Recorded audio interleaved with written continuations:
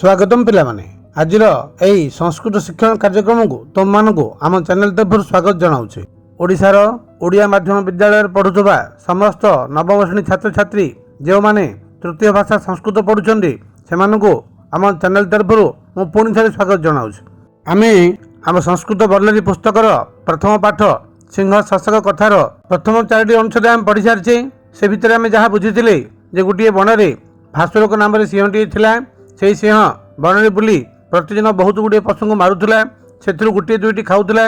एणु से बणर सबु पशु मैंने मिसी ता पाखु जाई कहले, महाशय आमे तुम पाखु प्रतिदिन गोटे लेखाएं पशु पठेबू, याद्वारा तुम जीवन यात्रा सहज हेब, आमर मध्य मूलोत्पाटन हेबनी। एई कथारे सिंह राजी होइतिला। पशु माने गोटे गोटे पाली करी ता पाखु पठाउथिले। एहिपरि पाली अनुसार दिने गोटे ठेकुआर पाली पड़ला। से ठेकुआ मृत्यु भय डर डरी जाई सिंह को मारिबा उपाय चिंता करी बेला गड़ाई गला बेले बाटर गोटे कूओ देखिला। से भाविला एई कूओरे सिंह को बुड़ाई आज मारिबी। सेथिपाई से जानी जानी अति विलंबरे दिन शेष बेल को पहुँचला। सिंह ताकू देखी रागी जाई कहला, अरे तू गोटे एडी छोटियाटे पुणी बेल गड़ाई आसछु, ठीक अच्छे तोते आज मारी खाइबी, काली सकाळे ए बनर सबु पशु मान को मारिदेवी। तापर कौन घटला आस जानिबा। आउ दुईटी अनुच्छेद पढ़ा, पंचम अनुच्छेद और षष्ठ अनुच्छेद। प्रथमे पंचम अनुच्छेद। एतत् श्रुत्वा शशकः सविनयं प्रोवाच स्वामिन् नापराधो मम न च सत्वानाम। एई धाटीर अर्थ बुझिबा। एतत् श्रुत्वा संधि विच्छेद करिबा। एतत् युक्त श्रुत्वा, एतत् कहले यह, श्रुत्वा कहले शुणी, सुधातृक्त्वात् प्रत्यय अर्थात यह शुणी। शशकः ठेकुआटी, सविनयम सविनय विनयर सहित, प्रोवाच संधि विच्छेद करिबा। प्रयुक्त उवाच कहिला, स्वामीन अर्थात हे प्रभु, नापराधो संधि विच्छेद करिबा।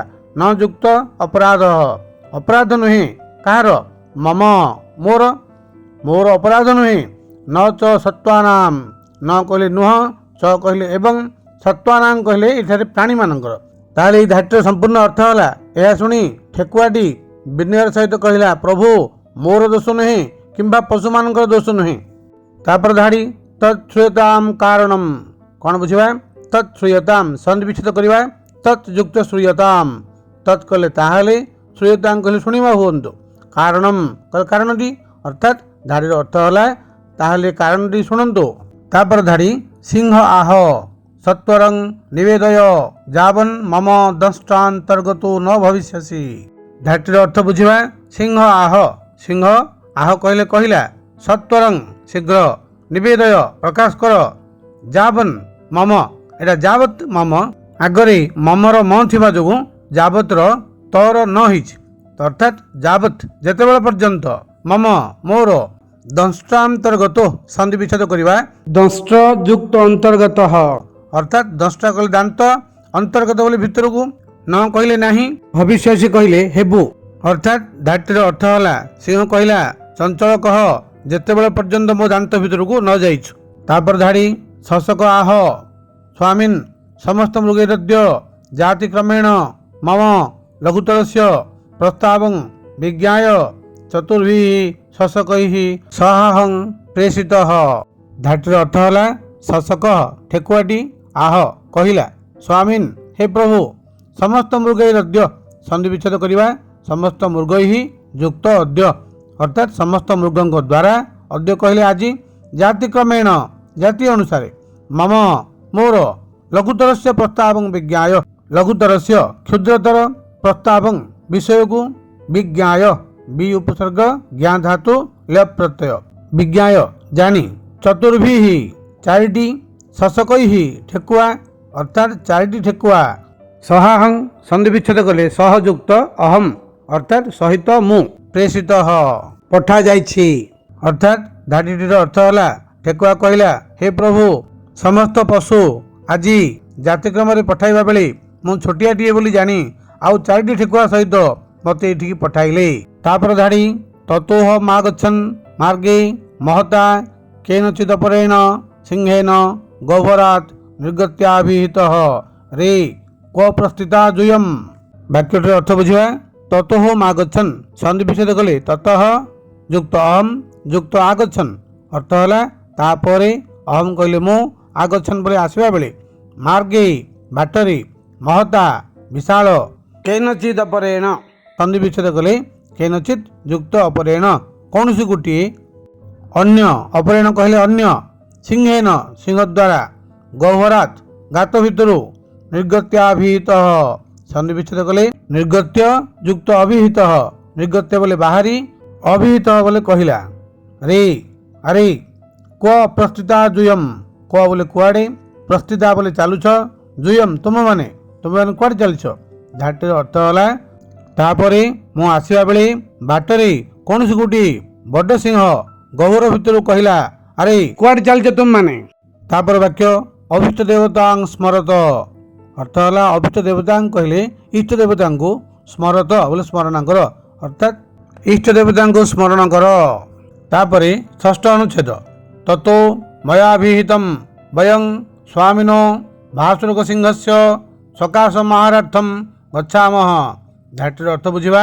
ତତୋ ବୋଲେ ତାପରେ, ମୟାଭିହିତଂ ସନ୍ଧି ବିଚ୍ଛେଦ କଲେ ମୟା ଯୁକ୍ତ ଅଭିହିତଂ ଅର୍ଥାତ୍ ମୁଁ କହିଲି, ବୟଂ ଆମେ, ସ୍ୱାମିନୋ ସ୍ୱାମିନଃ ଅର୍ଥାତ୍ ସ୍ୱାମୀ, ଭାସୁରକ ସିଂହସ୍ୟ ଭାସୁରକ ସିଂହର, ସକାଶମ ଆହାରାର୍ଥମ୍ ସକାଶମ ଯୁକ୍ତ ଆହାରାର୍ଥମ୍, ସକାଶ କହିଲେ ପାଇଁ, ଆହାରାର୍ଥଂ କହିଲେ ଆହାର ପାଇଁ, ଗଚ୍ଛାମଃ କହିଲେ ଯାଉଛୁ। ଏହି ବାକ୍ୟଟିର ଅର୍ଥ ହେଲା ତାପରେ ମୁଁ କହିଲି ଆମେ ପ୍ରଭୁ ଭାସୁରକ ସିଂହଙ୍କ ଆହାର ପାଇଁ ଯାଉଛୁ। ତାପରେ ବାକ୍ୟ ତତସ୍ତେନାଭିହିତଂ ଯଦ୍ୟେବଂ ତର୍ହି ମଦୀୟମେତତ୍ ବନମ୍। ବାକ୍ୟଟିର ଅର୍ଥ ବୁଝିବା।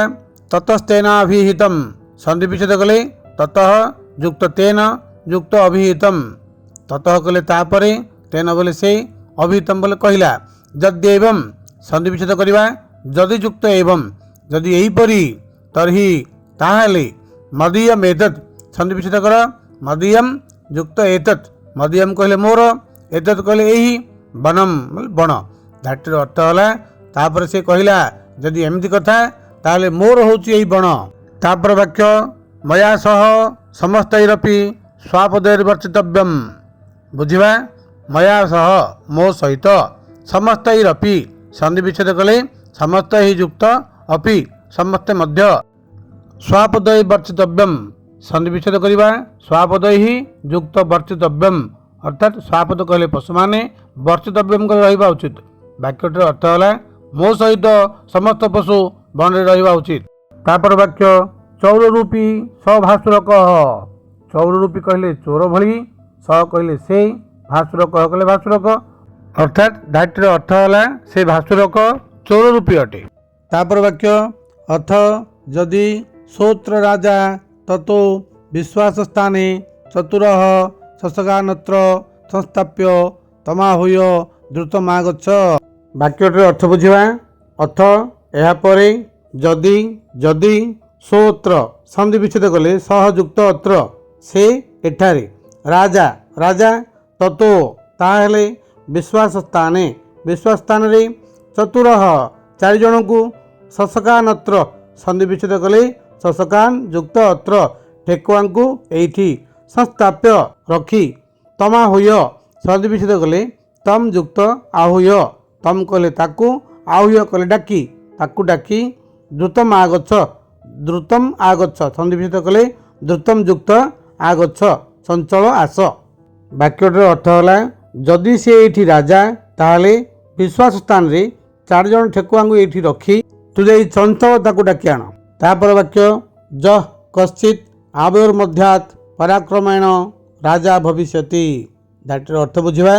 ଯଃ ଯିଏ, କଶ୍ଚିତ୍ ସନ୍ଧି ବିଚ୍ଛେଦ କଲେ କହ ଯୁକ୍ତ ଚିତ୍, କଶ୍ଚିତ୍ କହିଲେ କିଏ ହେଲେ, ଆବୟୋର୍ ମଧ୍ୟାତ୍ ସନ୍ଧି ବିଚ୍ଛେଦ କଲେ ଆବୟୋଃ ଯୁକ୍ତ ମଧ୍ୟାତ୍, ଆବୟୋଃ କହିଲେ ଆମ ଦୁହିଁଙ୍କର, ମଧ୍ୟାତ୍ କହିଲେ ମଧ୍ୟରୁ, ପରାକ୍ରମେଣ ବଳ ଦ୍ୱାରା, ରାଜା ଭବିଷ୍ୟତି ରାଜା ହେବ। ଅର୍ଥାତ୍ ବାକ୍ୟଟିର ଅର୍ଥ ହେଲା ଆମ ଦୁହିଁଙ୍କ ମଧ୍ୟରେ ଯିଏ ପରାକ୍ରମରେ ଅଧିକ ସେ ରାଜା ହେବ। ତାପରେ ବାକ୍ୟ ତତୋହମ୍ ତେନାଦିଷ୍ଟଃ ସ୍ୱାମୀ ସକାଶମ ଅଭ୍ୟାଗତଃ। ବାକ୍ୟଟିର ଅର୍ଥ ବୁଝିବା। ତତୋହମ୍ ତତଃ ଯୁକ୍ତ ଅହମ୍, ତତଃ ବୋଲେ ତାପରେ, ଅହଂ କହିଲେ ମୁଁ, ତେନାଦିଷ୍ଟଃ ସନ୍ଧି ବିଚ୍ଛେଦ କଲେ ତେନ ଯୁକ୍ତ ଆଦିଷ୍ଟଃ ଅର୍ଥାତ୍ ତା ଦ୍ୱାରା ଆଦେଶ ପ୍ରାପ୍ତ ହୋଇ ବା ତା ଆଦେଶରେ, ସ୍ୱାମୀ ସକାଶମ ଅଭ୍ୟାଗତଃ ସନ୍ଧି ବିଚ୍ଛେଦ କଲେ ସ୍ୱାମୀ ସକାଶମ ଯୁକ୍ତ ଅଭି ଯୁକ୍ତ ଆଗତ ଅର୍ଥାତ୍ ଆପଣଙ୍କ ପାଖକୁ ଆସିଲି। ବାକ୍ୟଟିର ଅର୍ଥ ହେଲା ତାପରେ ମୁଁ ତା ଦ୍ୱାରା ଆଦେଶ ପ୍ରାପ୍ତ ହୋଇ ଆପଣଙ୍କ ପାଖକୁ ଆସିଲି। ତାପର ବାକ୍ୟ ଏତଦ୍ ବେଳାତିକ୍ରମ କାରଣମ୍। ଏତଦ୍ କହିଲେ ଏହା, ବେଳାତିକ୍ରମ କାରଣମ୍ ବେଳାଯୁକ୍ତ ଅତିକ୍ରମ କାରଣମ୍ ସମୟ ଗଡ଼ିଯିବାର କାରଣ। ବାକ୍ୟଟିର ଅର୍ଥ ହେଲା ଏହା ହେଉଛି ସମୟ ଅତିକ୍ରମ ହେବାର କାରଣ। ତାପର ବାକ୍ୟ ତଦତ୍ର ସ୍ୱାମୀ ପ୍ରମାଣମ୍। ଅର୍ଥ ବୁଝିବା। ତଦତ୍ର ସନ୍ଧି ବିଚ୍ଛେଦ କଲେ ତତ୍ ଯୁକ୍ତ ଅତ୍ର ତାହେଲେ ଏଇଠି, ସ୍ୱାମୀ ପ୍ରଭୁ, ପ୍ରମାଣମ୍ କହିଲେ ପ୍ରମାଣ, ଅର୍ଥାତ୍ ବାକ୍ୟଟିର ଅର୍ଥ ହେଲା ସ୍ୱାମୀ ଏଇଠି ତାହେଲେ ପ୍ରମାଣ ଅଛି। ତାହେଲେ ପିଲାମାନେ ଆଜି ଆମେ ପଞ୍ଚମ ଆଉ ଷଷ୍ଠ ଅନୁଚ୍ଛେଦ ପାଠ କରିସାରିଲେ। ପରବର୍ତ୍ତୀ ଅଂଶ ଆଗାମୀ ଅଧ୍ୟାୟରେ ଆଲୋଚନା କରିବା। ଧନ୍ୟବାଦ।